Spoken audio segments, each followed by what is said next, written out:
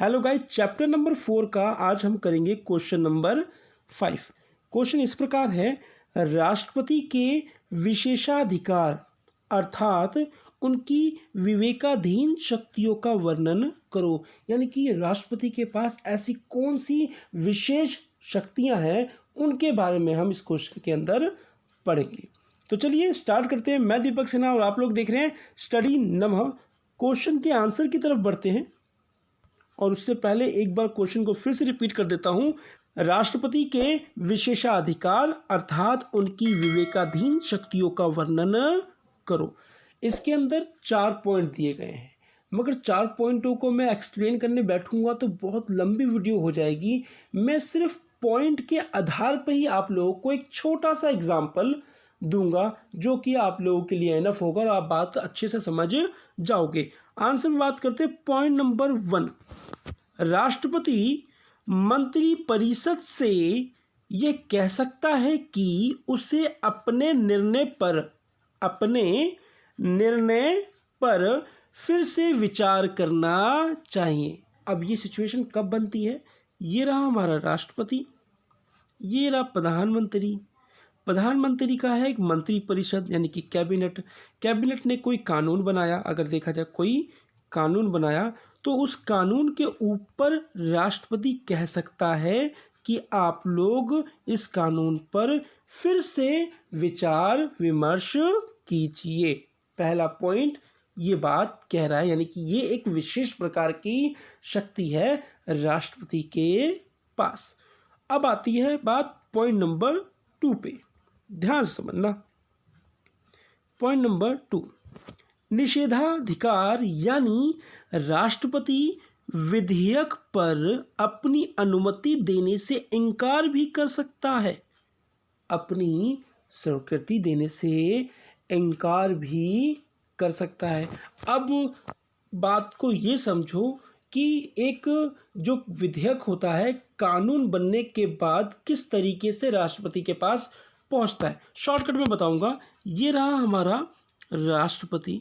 आप लोगों को मालूम है कि एक विधेयक पहले लोकसभा में जाता है प्लस राज्यसभा में जाता है, और इन दोनों सभाओं में जब ये विधेयक पास हो जाता है तो वो राष्ट्रपति के पास पहुंच जाता है सिग्नेचर होने के लिए। अगर राष्ट्रपति उस पर सिग्नेचर कर देते हैं तो वो विधेयक कानून बन जाता है। अगर उस पर राष्ट्रपति सिग्नेचर नहीं करते तो वो विधेयक कानून नहीं बनता। तो वही बात पॉइंट नंबर 2 बोल रहा है। यही बात पॉइंट नंबर 2 बोल रहा है कि निषेधाधिकार यानी राष्ट्रपति विधेयक पर अपनी अनुमति देने से इनकार भी कर सकता है। यानी कि ये विधेयक राष्ट्रपति के पास गया और राष्ट्रपति ने इस पर अपनी स्वीकृति नहीं दी। पॉइंट नंबर 2 आप लोगों को ये बता रहा है। अब बात करते हैं लास्ट के 2 पॉइंट की। इसको कट करते हुए आगे बढ़ते हैं। पॉइंट नंबर 3, ध्यान से प्लीज़ बात को समझना, क्योंकि इसमें वीटो पावर की बात कही गई है और वीटो पावर को प्लीज़ समझना, मोस्ट इम्पॉर्टेंट है। आप लोगों की मैडम ने भी बताया होगा शायद। कह रहा है, पहले मैं पैराग्राफ को पूरे तरीके से पढ़ देता हूँ, उसके बाद एक एग्जाम्पल दूंगा। कह रहा है, वीटो शक्ति का प्रयोग करके संसद द्वारा पारित विधेयकों को स्वीकृति देने में विलंब कर सकता है, यानी देरी लगा सकता है। मगर कब लगा सकता है? जब वीटो पावर का वो इस्तेमाल करेगा तब। आगे, क्योंकि विधेयक पर स्वीकृति देने के लिए कोई समय सीमा नहीं है। यानी कि एक विधेयक राष्ट्रपति के पास गया तो इस विधेयक के ऊपर कोई समय सीमा नहीं है। क्या राष्ट्रपति को इतने समय में वापस भेज देना है सिग्नेचर करके या कुछ भी। अब क्या करता है राष्ट्रपति वीटो पावर का इस्तेमाल करता है, क्योंकि राष्ट्रपति को इस विधेयक के ऊपर, जो ये विधेयक आया है, इस विधेयक के ऊपर कोई स्वीकृति नहीं देनी। और राष्ट्रपति को ये भी मालूम है कि ये विधेयक वापस घूम कर मेरे पास आ गया तो मुझे इसके ऊपर सिग्नेचर करने पड़ेंगे।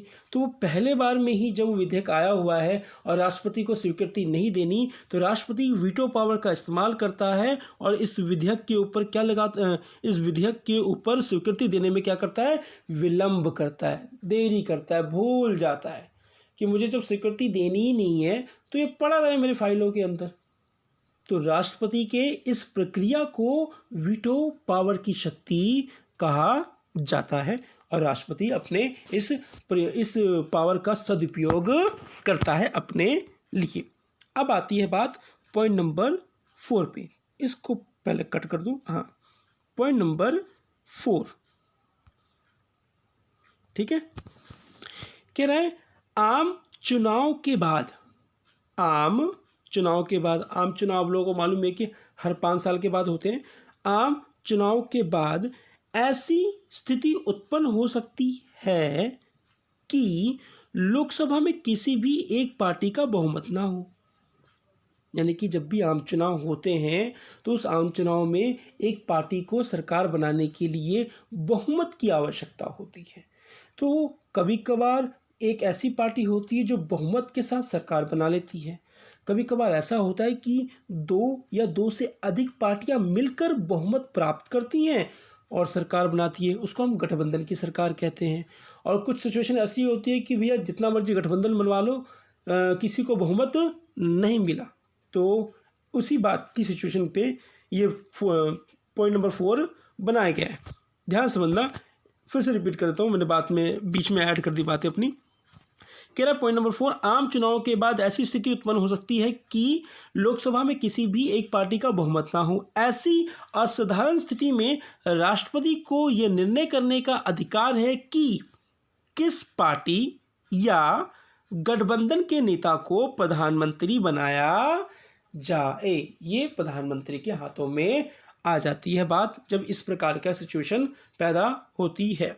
तो ये है राष्ट्रपति के विशेषा अधिकार। मोस्ट इंपॉर्टेंट क्वेश्चन है। आप लोग देख रहे होंगे क्वेश्चन नंबर 6, मैं अपने नोट्स में से आप लोगों को करवा रहा हूँ। हर चैप्टर के मैंने अपने नोट्स में 10 से 12 क्वेश्चन, और कोई चैप्टर अगर ज़्यादा बड़ा है तो 15 क्वेश्चन मैंने हार्डली करवा रखे हैं। और डैम श्योर कहता हूँ, मेरे जितने भी नोट्स में क्वेश्चन है ना, अगर सिर्फ वही पढ़ लेते हो ना आप लोग, तो बहुत अच्छे मार्क्स आप लोगों के एग्ज़ाम में आने की संभावना है। तो ये जो क्वेश्चन नंबर 6 जो देख रहे हो आप, वो इस प्रकार है। प्रधानमंत्री की शक्तियां एवं कार्यों की विवेचना कीजिए, साथ ही नियुक्ति, अवधि तथा स्थिति की भी व्याख्या कीजिए। यानी कि इस एक ही क्वेश्चन के अंदर प्रधानमंत्री की सारी बातें मैंने बता रखी है, लेकिन ये वीडियो आप लोगों को नेक्स्ट वीडियो में मिलेगी, क्वेश्चन नंबर 6 में मिलेगी। तो अगर बच्चों मेरे नोट्स की लैंग्वेज आप लोगों को अच्छी लग रही है तो प्लीज़ अपने यार दोस्तों में शेयर करो, लाइक सब्सक्राइब जरूर करो, और प्लीज़ डिस्क्रिप्शन में देख लिया करो कि आप लोगों के लिए मैंने और भी चैप्टर्स पे अच्छे काम किए हुए हैं, तो वहाँ से भी वो वीडियोस आप लोग देख सकते हो। तो मिलते हैं नेक्स्ट वीडियो में। अपना और अपने परिवार का ध्यान रखें। जय हिंद, जय भारत।